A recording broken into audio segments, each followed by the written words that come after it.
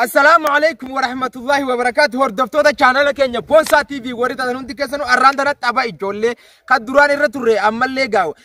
تيمي سبورتي تكاندو تين جولة سبورتي كقراتون وليتي كبمني تابا كنا تابا جولاف كبوينة جراجة جو أسينا باسي سيمباسو أسينا باسي سيمباسو وقالا كسجنغا كتر كاكا كبدي نسان كان هندا أكنا شرجة أسينا باسي سيمباسو نانجار أسينا باسي سيمباسو Hoggaa akkasii isaan hundeera naannee fixe booda ammallee manni kushaaraa eeyisa asgadi takka asooli bakka fedhan jaan keetiin harka daankutee fiiga hoggoon fiige booda isaan hundiine jala oriyaaniiti hoggaan fiige beekadhu sifin hima fiigeetiin laa gurbaa gidduu taa'u kana gartaa laa shurraabu gurraatti kan yoon osoo isaan nan qabin harkaa bee achi deebi'e hin ajooyne yookaan immoo na ajeessan kana qabe karanna ajeesega du'aayina goda akkana neefin deema saniifuga ajaa'u dhugaa soon taane ajaa'uma jiddu jireessaati dhugaa miti asiin na baasi itti fufnee jirra gaa anuma jala deema asiin na baasi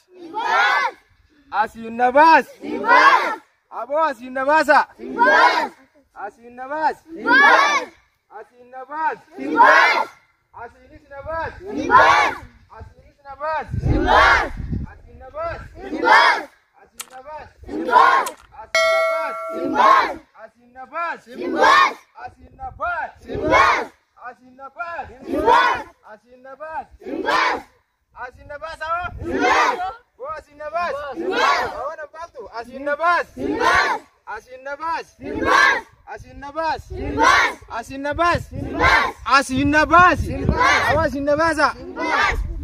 baasi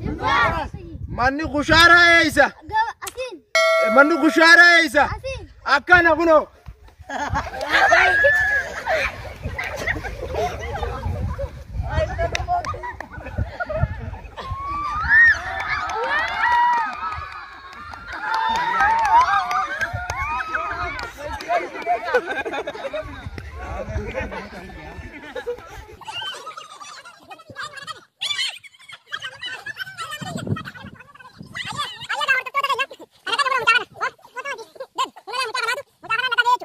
Bakkaan itti asitti deemuun dhabeetu numa fiiga numaan fiiga akkasi kunoo na qabe na ajeese jechuudha ajaa'u dhugaa ajaa'u bareeddu na ajeese ajaa'u bareeddu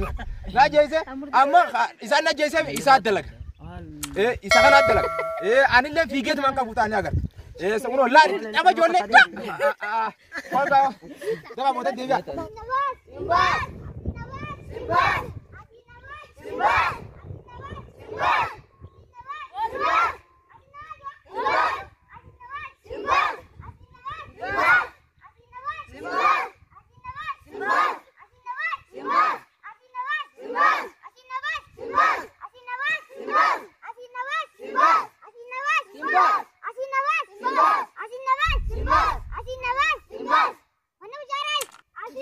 Asali ba? Asali mandu kushara?